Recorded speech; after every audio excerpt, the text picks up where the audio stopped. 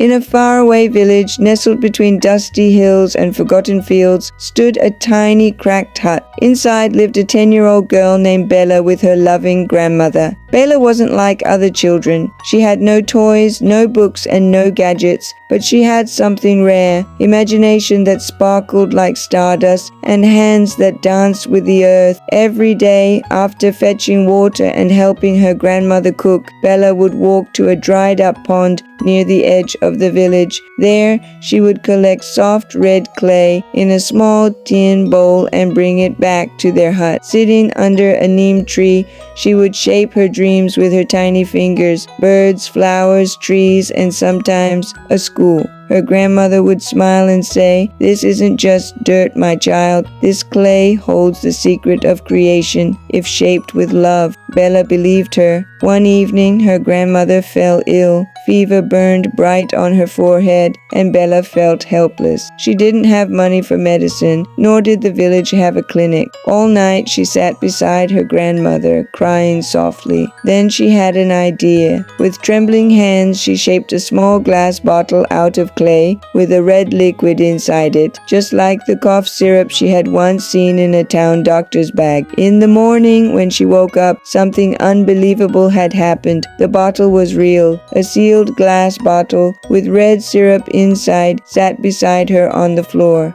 Bela gasped. "Is this magic?" she whispered. She didn't waste time. She gave a few drops to her grandmother, and within minutes her fever began to fade. That was the moment everything changed. That evening, her heart pounding with wonder and hope, Bela shaped her dream again. A school with big doors, wooden desks, open windows, and tiny chairs for children. When the sun rose, there it stood, not made of clay, but a real, fully built school right next to the neem tree. The villagers gathered in awe. Some crossed themselves, some prayed, others just stared. Word spread like fire.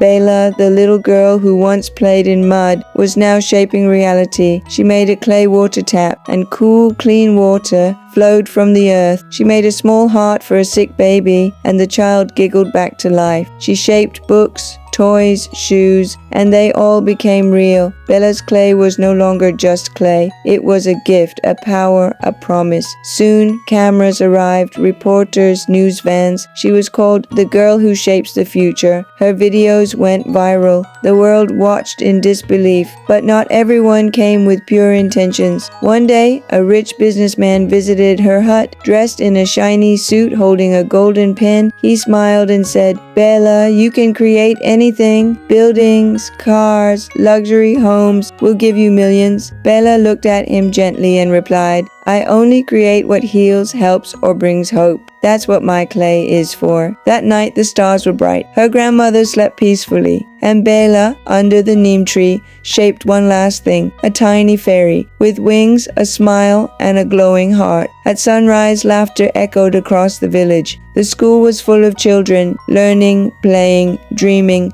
But Bela was gone. No one saw her leave. No one knew where she went. All that remained were her sculptures, her clay, and a message written on the school wall. With pure hands and a true heart, you can shape more than clay. You can shape the world. Some say she's still out there, in another village, with another grandmother, helping someone else shape their future. Because her magic was never really in the clay. It was in her heart.